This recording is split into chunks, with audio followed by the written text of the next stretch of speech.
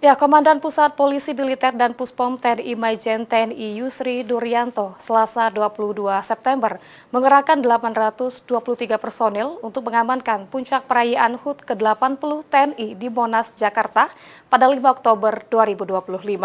Menurutnya, pengerahan ini untuk memastikan tidak ada lagi parkir liar dan masyarakat yang ingin hadir menyaksikan dapat memarkirkan kendaraan di gedung kementerian lembaga di sekitar Monas.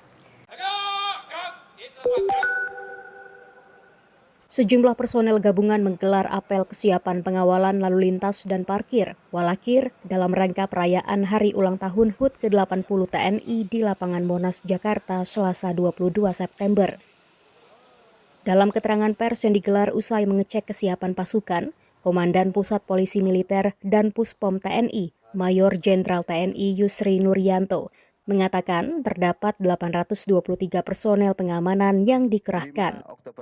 Yusri mengatakan kesiapan prajurit perlu diperhatikan guna menjaga ketertiban, kelancaran, dan kenyamanan saat puncak perayaan HUT TNI pada 5 Oktober 2025 sehingga bisa berjalan lebih baik dari tahun sebelumnya. Nah, mungkin ya metodenya kita koordinasi dengan Disub, dengan Dirlantas, ya, kemudian dengan Satpol PP, terutama banyak nanti itu kemarin muncul parkir liar, ya, di sepanjang bahu jalan yang bukan peruntukannya.